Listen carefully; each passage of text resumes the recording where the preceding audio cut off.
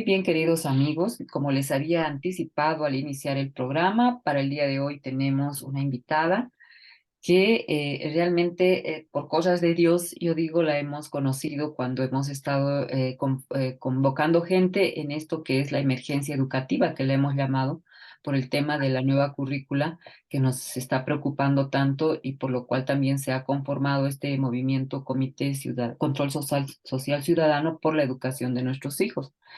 Esta persona es muy activa en el poco tiempo que me ha tocado conocerla, súper activa y súper trabajadora porque ha sido de mucho aporte su participación en el tiempo que ha estado dentro del comité, especialmente que estaba dirigiendo este grupo de emergencia educativa y ha hecho grandes aportes. Y yo me he sorprendido cuando me he enterado que Dorcas Ross Quiroga, a quien les voy a presentar y le vamos a dar nuestro más cordial saludo al programa Fe y Bioética, cuando ella nos empezó a contar que ella dirige en Bolivia lo que se conoce como el homeschooling. Esa palabra tal vez muchos no la conocen, ¿qué está diciendo? Van a decir, pero de eso, por eso precisamente la hemos invitado, para que Dorcas nos cuente, nos explique en qué consiste toda esta nueva manera de ver la educación para nuestros hijos. Bienvenida, Dorcas, qué alegría tenerte en nuestro programa. Muchas gracias. Me siento muy honrada, Elisa. Gracias por el tiempo y a tu gentil audiencia también. Gracias por la atención. Gracias. Les voy a presentar porque ella tiene una currícula muy extensa y realmente es una mujer admirable por toda la formación que tiene y por todo el trabajo que viene realizando en forma silenciosa. Yo digo, a personas como ella deberían nuestra legislación reconocerlas porque realmente hace obra social muy grande, presta una ayuda maravillosa a las familias, a los matrimonios, justamente en este tema que se refiere a la educación de los hijos. Preside el Comité Latinoamericano del HEX, Global Homeschool Exchange, cofundadora de la Comunidad Boliviana de Educación en el Hogar. Su formación profesional incluye una licenciatura en comunicaciones y estudios de posgrado en filosofía de la educación, así como un diplomado en derechos humanos de la Universidad Antonio Caso de México. Como profesional ha trabajado tanto con ONGs como con oficinas públicas en los campos de salud, economía, cultura y educación. Es autora publicada y oradora frecuente en eventos culturales y educativos en su país y en el extranjero, en formato virtual y presencial. Tiene una inclinación por el voluntariado, ha sido voluntaria de Compasión Internacional, FH Partners of America, bueno, no sé si estaré pronunciando bien el inglés, ha publicado Diagnóstico Educativo Latinoamericano, presentado en vivo en Cali, Colombia, en mayo del 2022, Marco Legislativo de Libertad Educativa en la TAM, revisado por pares en octubre de 2021, Populismo y Elitismo y Elección de Escuela en Bolivia, julio 2020, Informe Latinoamericano de Homeschooling Confesional LGC y NACHL, Foro Virtual, octubre del 2020. O sea que ni en épocas de pandemia ha parado Dorcas, siempre ha estado súper activa. Estado de situación del homeschooling en Bolivia, Foro Virtual Bolivia, agosto 2020, estudio longitudinal Padres COVID, un viaje a la educación en casa, ¿no? Porque creo que ese ha sido el momento donde mucha gente ha abierto los ojos a una nueva realidad educativa y también muchos han debido tomar postura, ¿no? A favor de este tipo de educación. Línea de base Homeschooling Bolivia, septiembre 2020. Estudio CAP, comparativo inédito, noviembre 2020 y colección de novelas en 2016. Bien, además de todo esto que hemos leído, a mí me llama mucho la atención que también ella es escritora. Escribe, todo esto hace que, como les dije, sea una mujer hecha y derecha que además es esposa y es madre de familia principalmente, y esas son sus prioridades. Bienvenida nuevamente, querida Ros. Gracias. Sí, bueno, en esa semblanza están un poco las investigaciones que hemos hecho en homeschooling, en educación en el hogar, que es un tema nuevo, entonces es fácil ser, digamos, los primeros o ser pioneros en un tema que no está estudiado, ¿no? No hay mucho mérito ahí, pero evidentemente hay que levantar información sobre esto para que la gente tenga justamente fuentes más confiables, ¿no? Y no sea solamente así, a mí me ha salido bien, ¿no? Y ya, una cosa testimonial, sí está bien, pero cuando ya tienes algo más formal es mejor para respaldar, ¿no? Tu experiencia. ¿Cómo así te metes en este tema del homeschooling? ¿Cómo lo descubres? ¿Qué te motiva a, digamos, aquí no hay en Bolivia, pues lo vamos a hacer? ¿Qué te motiva a esto, Dorcas? Mm, bueno, el homeschooling hemos llegado como a un acuerdo en Latinoamérica de traducirlo como educación en el hogar. La educación en el hogar es muy antigua realmente, es más antigua que la educación escolarizada, ¿no? Correcto. La escolarización forzosa realmente nace en la época época postindustrial, ¿no? En la época industrial se requería mucha mano de obra calificada, técnica, y las mamás tenían que salir a trabajar. Entonces, ¿dónde iban a dejar a los hijos, no? Ese era el problema que tenían. Así que se crearon guarderías, los niños estaban ahí todo el día y después alguien dijo hay que enseñarles y qué mejor que enseñarles para que sean también empleados de las fábricas. Entonces les pusieron timbres, horarios de comida, horarios para ir al baño, como la fábrica igualito, y les enseñaron principalmente educación técnica, que era cálculo, matemáticas y lenguaje, ¿no? O sea, que supieran lo suficiente como para poder leer manuales, instrucciones sencillas y trabajar, ¿no? Manualidades, digamos, Ujú. obra manual. Pero, por ejemplo, la educación antes de la escolarización forzosa, que surgió en la época industrial, era muy personalizada y la mayoría eran en casa. Gente como el presidente George Washington, como varios de los presidentes de Estados Unidos, senadores, gente como grandes inventores e incluso figuras tan impresionantes como Leonardo da Vinci, todos ellos estudiaron en casa. Ninguno de ellos fue a un colegio. Entonces, cuando estudiaban en casa, eh, la razón que se da ahora para la escolarización forzosa es que el conocimiento técnico ha aumentado. Pero esa es una media verdad. El conocimiento sí ha aumentado, pero los están formando para ser empleados de fábrica también. O sea, no nos dejaremos ahí dorar Mm. la píldora, ¿no? Entonces, cuando estudiaban en su casa, tenían la posibilidad de profundizar textos, por ejemplo, ¿no? Eran excelentes lectores, por eso es que alguien como Leonardo da Vinci era de todo, ¿no? O Isaac Newton, digamos, sabía de todo.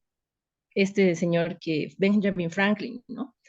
Era científico, era jurista, era escritor, era periodista, creo que era hasta panadero, sabía algo de mecánica, de hacer lentes, ¿no? Era de todo. ¿Por qué podía hacer de todo? Porque estudiaba lo que le interesaba. Lo que le Mientras que, gustaba. Claro. mientras que el sistema del colegio es que tienes que estudiar de todo un poco y nada en profundidad, ¿no? Entonces, era más bien el método, es el método antiguo, este movimiento es la recuperación de una forma de estudiar en mayor profundidad que teníamos antes de la escolarización forzosa, que se dio cerca de la época, de la época industrial, de la revolución industrial. Y bueno, en Bolivia ha habido gente que lo ha hecho, ¿no? Pero generalmente eran extranjeros, digamos, embajadores, ¿no? O presidentes de empresas así grandes americanas que venían o de otros países que venían estos 2 años y se iban, entonces sus hijos seguían estudiando a distancia con otros métodos, ¿no? En su país. Eso era más o menos la forma.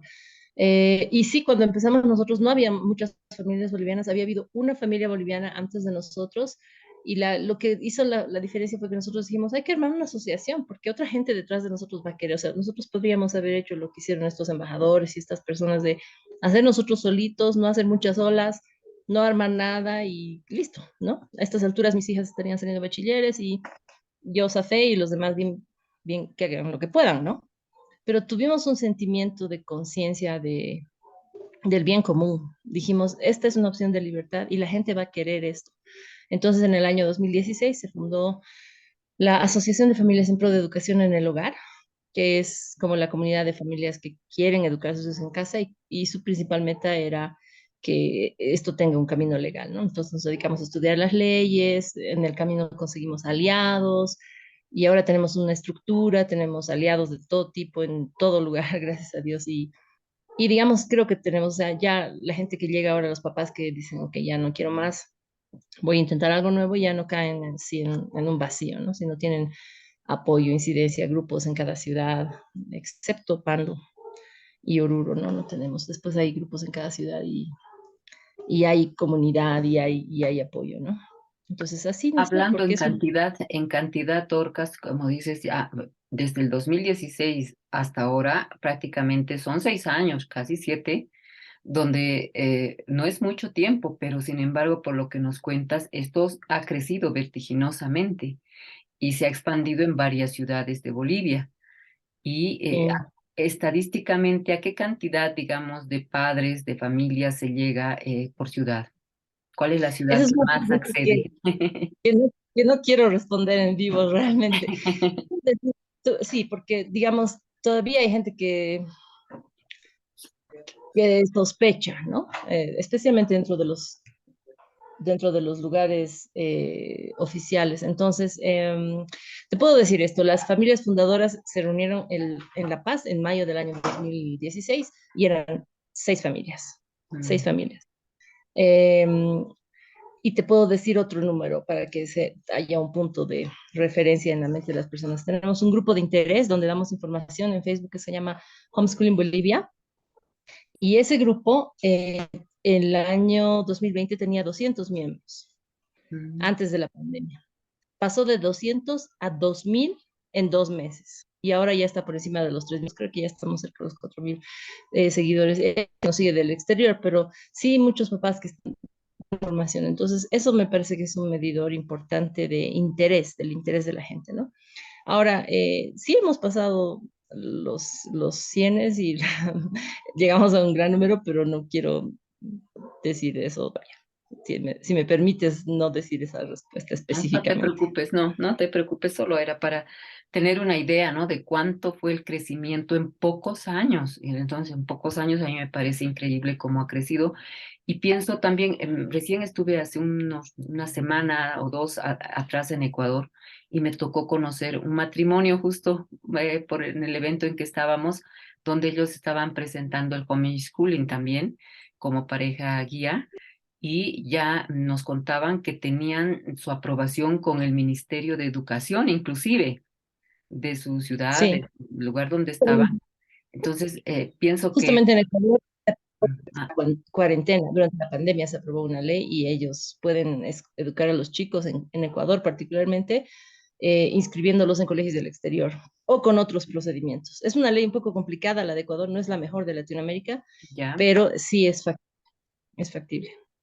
tienen esa libertad, digamos, de poder tener esa opción ya dentro de lo que es el marco de la educación estatal, inclusive, ¿no? Es una opción. Me imagino que está Sí, así. todos tenemos esa opción, solo que no lo sabemos, ¿no? El artículo 26, inciso 3 de la Declaración Internacional de Derechos Humanos dice específicamente que los padres tienen el derecho de elegir el tipo de educación que prefieran para sus hijos. Sí, Ahora, para el Estado nacional, plurinacional de Bolivia, el derecho de elegir el tipo de educación significa decirles, bueno, escojan entre esta escuela y esta escuela y esta escuela, ¿no? claro. Pero especialmente si ellos están controlando los contenidos que no deberían, porque para algo existe la escuela privada. La escuela privada, perdón, voy a hacer un paréntesis aquí. La educación privada existe para darle una opción a los padres de no inscribir a sus hijos en una institución dirigida por el Estado. Y muchos padres se rajan y trabajan de sol a sol para poder pagar una educación privada que les permita tomar esa opción de que sus hijos no sean educados por el Estado. Es una opción de libertad. Entonces, cuando el gobierno pone en su regulación 001, que es la que regula toda la educación en el año, en la gestión, en este caso de este año, que en el capítulo de educación privada pone que deben hacer esto y deben implementar, está Correcto. cometiendo un, un atentado contra la libertad civil del pueblo, porque está rompiendo el principio de autonomía de la educación privada. Es como si se metiera a las empresas privadas a decirles, bueno, ustedes tienen que hacer así, así ahora. Eso no se Correcto. hace. Ujú. Eso no se hace. Los empresarios privados saltarían y dirían, oye, hay autonomía. Es lo mismo con la educación privada, pero los papás no saben. Entonces los padres deberían organizarse, defender sus colegios, especialmente si son confesionales. Ujú. Porque dejen de decir esto y esto quiero ser sumamente clara. No hay educación confesional fiscal. Toda la educación confesional, toda la educación de fe es educación privada. O sea, no hay colegios católicos fiscales. Todos los colegios católicos que hay son Privados, colegios. privados. Entonces, los padres nos toca defenderla, el principio de autonomía de la educación privada. Entonces, no puede decirnos el Estado, ustedes eligen entre este y este otro colegio cuando no realmente no tenemos esa opción y ellos están determinando qué se va a enseñar en todos los colegios, sean privados o públicos. Entonces, no es una verdadera elección, no hay una elección de verdad. Cuando hay una elección de verdad, cuando el padre puede decir, ok, ya no quiero el sistema tradicional escolarizado, voy a tomar este tipo de educación alternativa. Entonces está contemplado y en este momento en toda Latinoamérica los tratados de los derechos humanos que Bolivia ha firmado, todos los que hay para firmar, están a la misma altura que la Constitución Política del Estado. O sea que nadie te puede decir que esto es ilegal o inconstitucional porque está en la Constitución. No solamente está en la Carta de Derechos Humanos y en como 8 otros tratados que hemos firmado, sino además está repetido en un artículo eh, bueno, no quiero decir también porque me da miedo, en el artículo 88, inciso 2 de la Constitución Política de nuestra Bolivia, está este mismo derecho. Entonces, tenemos el derecho. Lo que no hay es la instrumentalización, no hay una reglamentación desde la distrital, lo cual para mí es fantástico por ahora, porque si ellos se ponen a reglamentar e instrumentalizar, igual estarían controlando, ¿no? Entonces, tenemos ese derecho, no es ilegal, lo que sí dice la ley Abelino Señani es que todos los niños deben estar inscritos, en edad escolar, deben estar inscritos en un colegio del sistema nacional. O sea, yo como boliviana, viviendo en Bolivia, no puedo inscribir a mis hijos en un colegio de Chile, por ejemplo, ¿no? Tiene que ser en un colegio de Bolivia. Entonces, para cumplir esa parte de la ley, que sí está en la ley, porque en la ley no dice que hay que asistir, solo dice que tienen que estar inscritos, nosotros tenemos acuerdos con colegios sombrilla de Bolivia que han visto el trabajo que hacemos los padres y están de acuerdo en apoyarnos. Qué interesante, ¿no? Porque realmente uno desconoce todo esto y por eso es que dejamos y aceptamos, digamos, que haya este tipo de imposiciones. Inclusive los colegios particulares, privados, pareciera que desconocen sus mismos directores, ¿no? De que ellos podrían argumentar su principio de autonomía basado en nuestras leyes para tener sus programas como ellos quieren, ¿no? O sea, según la norma, la confesionalidad, etcétera, que ellos pongan la línea. Esto, por ejemplo, yo veo que hay un poco, no sé si, por ejemplo, colegios como el Calve, como el San Andrews, como el Franco Boliviano, ¿no? Que manejan el alemán también, el colegio alemán, que manejan una agenda propia, inclusive con un calendario un poco diferente al que normalmente tenemos en todo lo que es el área del sistema educativo boliviano. Entonces tienen sus propios calendarios e incluso metodologías y programas diferentes. Entonces, eso mismo, ¿por qué no se puede aplicar en el resto de colegios privados? ¿No? Es la pregunta. Claro, es que ellos conocen sus derechos, ¿no? Especialmente porque son colegios vinculados a otros países, están Ya. bien informados de que ellos tienen derecho a respetar, se les tiene que respetar el principio de autonomía de la educación privada, ¿no? Está en manos de los papás, pero querida Elisa, Ujú. está en manos de los papás porque el principio del bullying es así, ¿no? El Ujú. buller, el que abusa, el que pega, pega a uno, a dos y a los demás los gobierna por medio del miedo. No puede pegar a todos. Mm. Y es lo mismo con las leyes restrictivas. No pueden ponernos a todos en la cárcel. Ujú. Entonces, si todos se ponen de acuerdo y defienden sus derechos, tienen que, porque somos que los no sé cuántos les serán, ¿no? Entonces, los padres tienen que levantarse y defender sus colegios, porque si no defienden ahora sus colegios, déjame decirte que hay otras que está viniendo sobre ellos que se llaman los principios de Abidjan. Los principios de Abidjan fueron hechos, si me permites, otro pequeño paréntesis en el tema Adelante, de por la favor, sí, así los padres también están al tanto, ¿no? Los principios de Abidjan se crearon para el África en los años de los 80, cuando la epidemia del SIDA estaba galopando por África y habían pueblitos donde habían solamente niños y abuelos, porque toda la PEA, la población económicamente activa, había muerto. Entonces, estos principios de Abidjan se crearon para recordarle a esos niños tenían que estudiar y que responsabilidad de ellos que estudien en algún lugar. No es el caso de la tía, mi querida Elisa. En Latinoamérica la familia es sana, está fuerte. ¿Quieren prueba de eso? Miren la pandemia. En la cuarentena debería haber nuestro sistema económico, nuestro sistema de vida, debería haber crashado total, debería haber, hecatombe total debería haber habido, porque somos un país técnicamente muy pobre, en desarrollo, muy desorganizado. ¿Cómo sobrevivimos la pandemia? Apoyándonos en la familia. Gente que empezó a vivir juntas, hijos que se fueron a vivir con los padres, primos que se juntaron, hijos que volvieron, y la familia, que a pesar de todas las presiones que pusieron sobre ellas, respondió muy bien. Encima de todo es difamada, ¿no? Porque ¿qué dice UNICEF y todos ellos? Los casos de violencia han aumentado durante la pandemia. ¿Sabes qué? Hemos hecho un estudio al respecto y hay 3 millones de familias en Bolivia. 3 millones de familias. Y los casos de violencia ni siquiera llegan a 5.000. Eso significa que más del 90% de las familias lo ha hecho muy bien. ¿Pero acaso se levanta un estudio sobre eso? No, No, no, porque el tema de decir la violencia intrafamiliar ha aumentado es para justificar una agenda. Entonces, las familias son muy flexibles, las familias son las que tienen los derechos, las familias son las que tienen las libertades y las familias son las que tienen que organizarse para defender su educación confesional y de fe para poder educar a sus hijos de acuerdo a sus propios principios y valores, como dice la Carta de Derechos Humanos. El excelente. contexto, Ujú. el contexto de ese derecho del artículo 26, inciso 3, es terrible. En el año que se escribió, que se firmó la Carta Acto de los Derechos Humanos después de la Segunda Guerra Mundial, Israel, el Estado de Israel se levantó y dijo, ¿cómo vamos a evitar que esto pase de nuevo? ¿Cómo vamos a evitar que un Estado envenene una generación entera para que trate de aniquilar por completo a otra?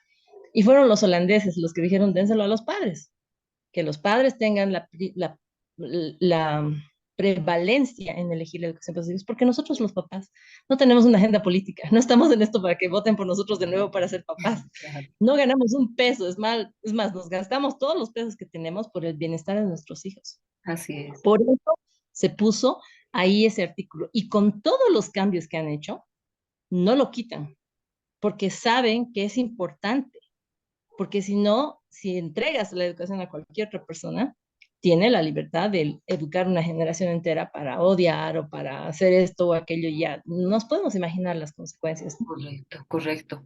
Pero lo bonito de todo esto y lo hermoso, desde esa pasión con la que nos explicas, es que el homeschooling es volver a que los papás estén en casa con los hijos, que la mamá sobre todo se dedique, ¿no? A darle ese tiempo de calidad que necesitan nuestros hijos. Entonces, yo creo que hay las nuevas generaciones principalmente, porque me ha tocado conversar con mucha gente joven, matrimonios jóvenes, que quieren eso. O sea, quieren volver a eso, ¿no? Retomar ese tipo de educación, pero sobre todo de que valorizando además con mucha responsabilidad su maternidad, que implica Mm, pues estar al lado de los hijos. Y si es sí, estar al lado, es poder enseñarle también desde tus propias creencias, convicciones, formas, mm, modos que tú quieres transmitir a tus hijos porque ves que afuera todo ya está como corrompido, como mal, y que no quieres eso para tus hijos. Bueno, pues volvemos a esto, ¿no? Y ya sí. hablando más específicamente de lo que es el homeschooling, Dorcas, en qué consiste específicamente? ¿Ustedes han debido diseñar o ya tienen una agenda de estudios, ¿no? Un programa de estudios también para ayudar a los papás a saber cómo desarrollar esto en casa? Debido a las leyes de Bolivia, en Bolivia la profesión docente está constitucionalizada, entonces eso significa que solo los pueden enseñar y evaluar a los hijos, ¿no? Lo que sí está bien, bien normado es que no se pueden comprar libretas.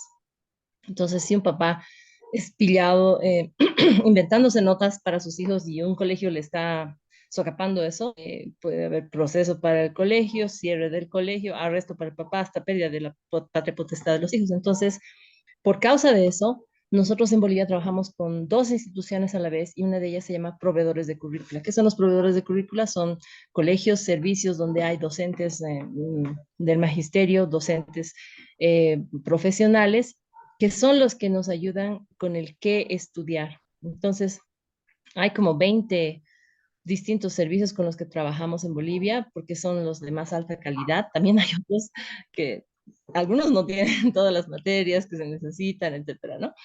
Entonces se trabaja con ese tipo de profesores, así que nosotros como asociación no les damos a los papás los contenidos, pero de todas formas revisamos los contenidos siempre del Ministerio de Educación para que los papás sepan cuál es el nivel mínimo que tienen que tener, ¿no?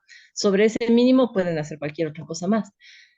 Em, lo que sí hacemos es ayudarles a hacer, a dar el paso del ajuste, aunque no es un servicio, es simplemente papás que han pasado por esto y que ayudan a otros igual que a ellos se les ha ayudado, ¿no? Entonces es algo totalmente voluntario.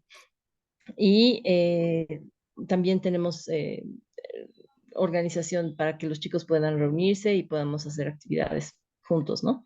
Entonces, eso es lo que se hace. Pero en cuanto a contenidos, no específicamente nosotros, pero sí hay contenidos. Y los contenidos realmente son mínimos, ¿no? Las tres objeciones más comunes que la gente se pone es, uno, y la socialización. Dos, no sé si voy a poder, ¿no?, llegar al mismo nivel. Y tres es, no puedo, trabajo, ¿no? Entonces, respecto a la socialización, es una falacia pensar que los chicos socializan solo en el colegio. ¿Qué pasa entonces cuando empieza la vacación de invierno? ¿Se convierten en muebles? ¿En sofás? Absolutamente no. Siguen socializando. Todos socializamos en el lugar donde más estamos. Los adultos socializamos en nuestros trabajos. Por lo tanto, los chicos socializan donde más están. Da la casualidad que están más en el colegio, por eso socializan ahí, pero socializar hacemos siempre en todas partes donde estemos.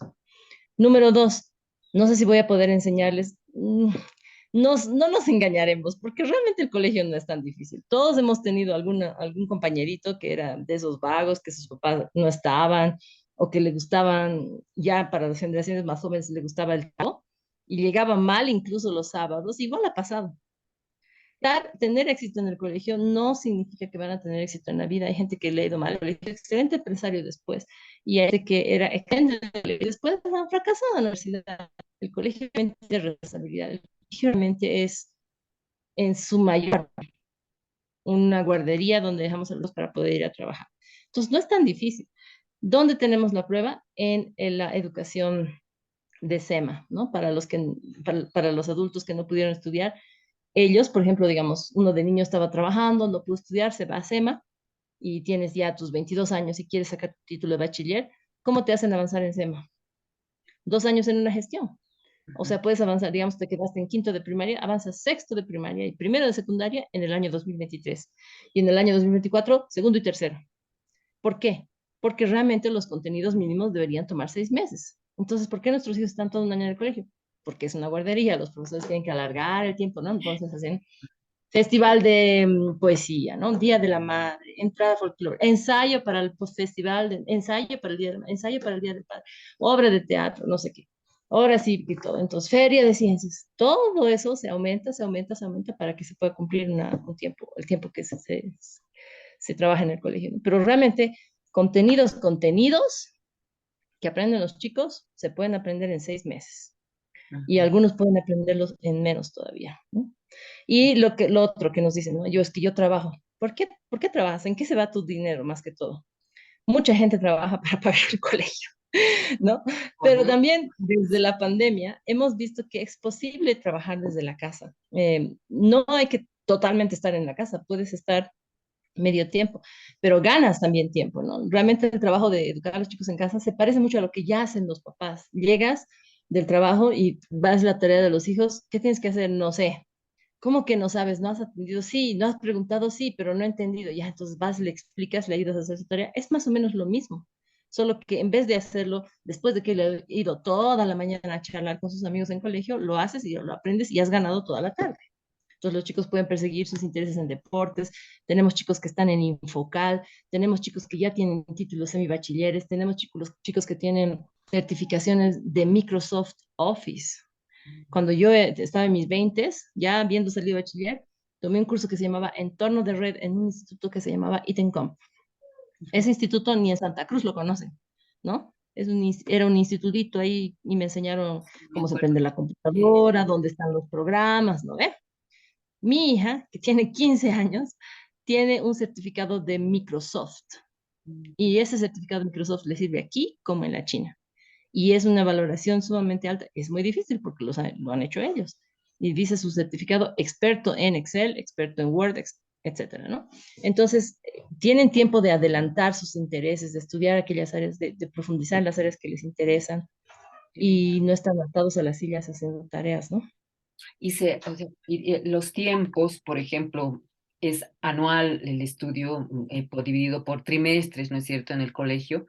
¿Y qué tiempo toma con este tipo de educación del homeschooling, educación en casa?